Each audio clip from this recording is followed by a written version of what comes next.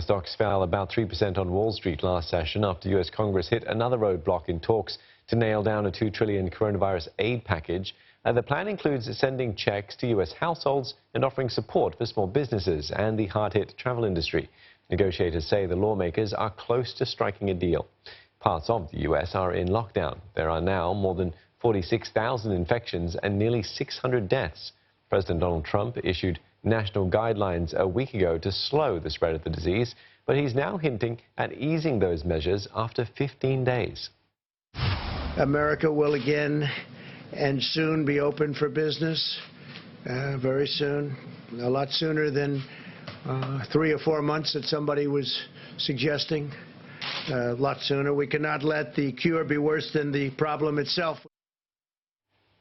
Meanwhile, a man in Arizona state has died while his wife is in critical condition after they ingested chloroquine phosphate. That's a chemical used to clean fish tanks, similar to anti-malaria drug hydroxychloroquine. And that's the drug President Trump hailed as a potential treatment for coronavirus infection when taken with an antibiotic. Health experts have warned the drugs haven't yet been declared safe for treatment. All right, let's speak to Simon Marks. He's in Washington, D.C. right now. Simon, let's look at this stalemate in Congress. So what are some of the remaining sticking points in the way of this stimulus package? Glenda, it's been a pretty unedifying spectacle for millions of Americans to see Republicans and Democrats absolutely going after one another on Capitol Hill, hammer and tong, as they try to resolve this stimulus package. Intense fury has been demonstrated by leaders of both parties during the course of the past 24 hours towards one another. We are told that they are edging towards some kind of a solution, but the problems here are myriad. I mean, first of all, Republicans wrote all this legislation on their own in the Senate. They didn't bring the Democrats into the room for a conversation before coming forth and saying, right, here's the plan. And that has, of course, led to days of debate as a result of that.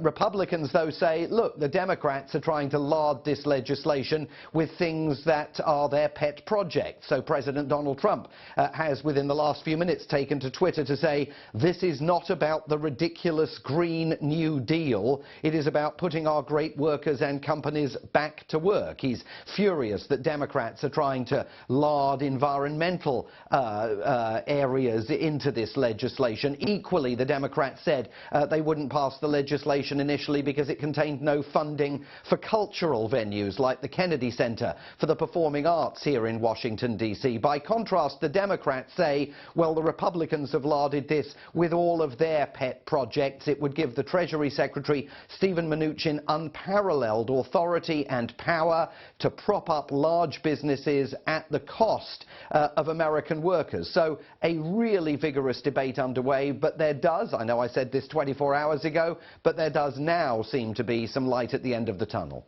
That's encouraging, I suppose, Simon. President Trump seems eager to get the economy going as soon as possible.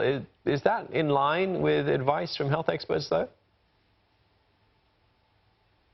Not in the slightest. It was notable that in that briefing yesterday at the White House, he was not flanked by the director of the National Institutes of Health, Dr. Anthony Fauci, amid reports that he had been irritated by the fact that Dr. Fauci has been contradicting many of the things that the president says in real time, sometimes during those briefings. Again, within the last few minutes, Dr. Fauci has given a radio interview here in Washington saying that there are very intense discussions taking place behind the scenes between the president, who desperately wants to get the economy reopened, and public health officials like Dr. Fauci, who believe that that would be an absolute recipe for disaster were it to happen too soon. And Donald Trump pushed for that reopening of the economy on the very day that Prime Minister Boris Johnson in London, President Cyril Ramaphosa in South Africa, the Prime Minister of New Zealand, Jacinda Ardern, were all locking their countries down, something that he still hasn't authorized here in the United States. So there's a showdown looming between President Trump and his public health officials, but also between President Trump and elected governors like Andrew Cuomo in New York and Gavin Newsom out in California, who are absolutely in the front lines of all of this. Governor Cuomo warned New Yorkers yesterday the restrictions and the dislocation to their daily life could go on for as long as 8 months. That is not where Donald Trump's head is right now. Yes, many thanks for that. Things are tightening up here as well in Singapore. Simon Mark speaking to us from Washington, D.C.